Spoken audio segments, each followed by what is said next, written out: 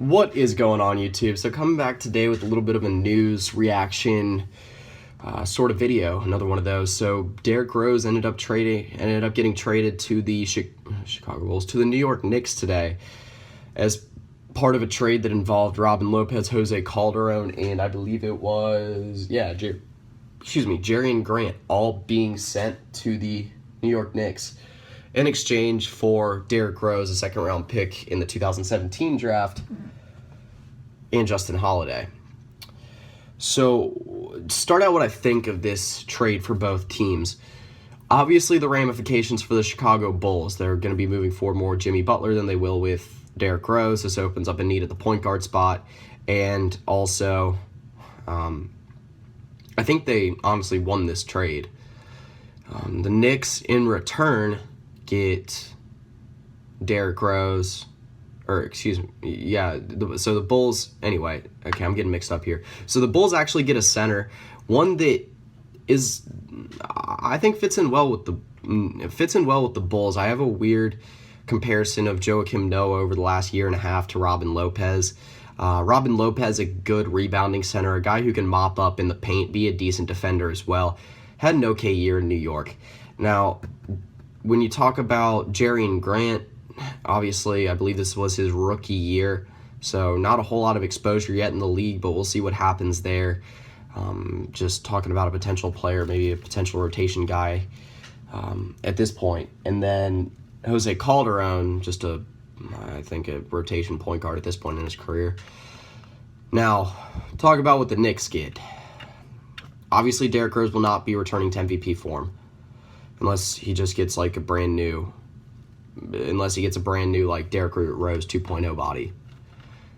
He's got the mindset, he's got the killer instinct that you need. He doesn't have the body to be able to do it. I said this many a times. It's been a very commonly said thing. He plays out of his body. His style of play, his athleticism, is not meant for how weak his knees are, for just his frame. It doesn't handle the way he wants to play.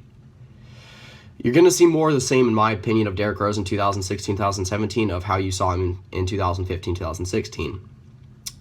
Do I think the Knicks did well with this trade? I think they did all right. I don't know what they're trying to accomplish by it.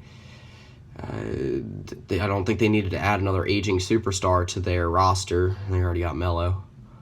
I think it was time for them to move forward. I thought they were going to trade into this draft if they did anything, and they did not do that. So, the second big trade of the day, Teague to the Pacers, George Hill to the Jazz, and the 12th overall pick to the Hawks from the Jazz. This one, in my opinion, has bigger ramifications than Derrick Rose to the Knicks. Derrick Rose to the Knicks just involved bigger names. Now, the Jazz, I think, lost more than anyone. I don't know if they're trying to boost their defensive prowess. George Hill, a very, very good defender at the one. I'm a huge Pacers fan. I've been able to see him every year in his career. He's been, in my mind, a decent point guard.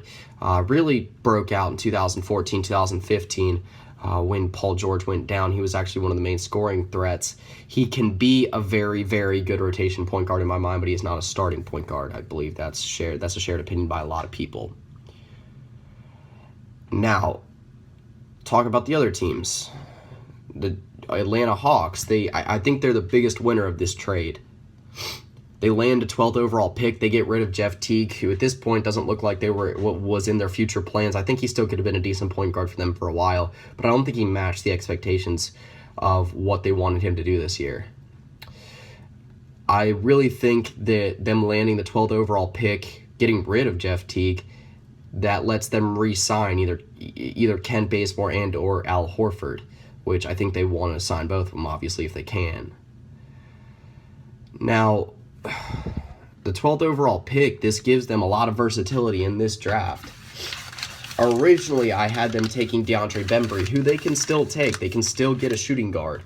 DeAndre Bembry, in my mind, if they're able to land him, that's a starting quality shooting guard for a couple years in the league. Now, they land the 12th pick.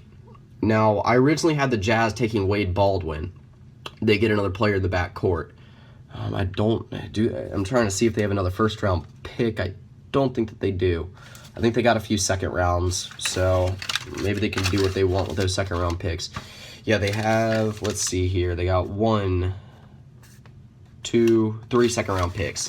So maybe they might try to work around with that a little bit, or maybe they just really want a George Hill. Either way, they bolster their backcourt for the time being until tomorrow when the NBA draft comes around. So, I've been dissecting a lot of things very quickly here. What I was talking about, the Hawks, at this point, I think they are going to try to land a point guard.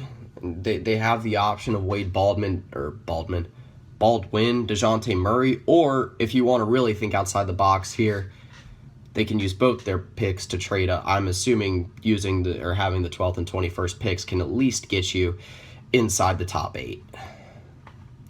If they do want to do that, they can probably swing up and get maybe one of the better big men. I don't think Chris Dunn's going to fall that far. Chris Dunn to the Hawks is an intriguing thought, but I don't think that's going to happen. If they do want to try to land a 3, they can. If they do trade up like maybe into the top 7, they could probably land Jaylen Brown. Or like I said, if they do not have the intentions of re-signing Al Horford, if they want to add more front court depth, they can go up and nab either Marquise Chris, Henry Ellenson, Skal Labissiere.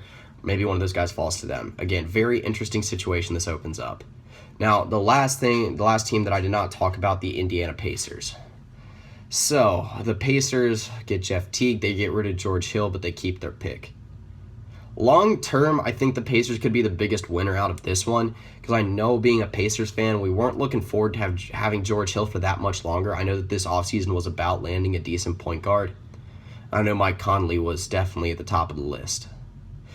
Their starting 5 now is really intriguing, actually. They still have the 20th overall pick. I had them taking Demetrius Jackson. Now, that still can work out because Ty Lawson's still probably going to be gone. I think they should try to re-sign him if they can, because he was actually a pretty effective player off the bench, especially in his time that he got. But listen to the starting 5 now. This is without any more acquisitions, anything. You got Jeff Teague at the 1, Monte Ellis at the 2, Paul George at the 3, Miles Turner at the 4, and Jan Mahimi at the 5. That is one of the better lineups in the Eastern Conference. I think that's a lineup that can, especially if DeMar DeRozan leaves Toronto, that opens up things to a whole new level.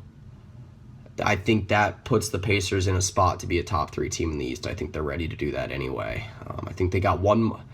I said this throughout the entire season. I think they're 1 player away. They were 2 players away last year. They got Miles Turner. They're 1 player away now.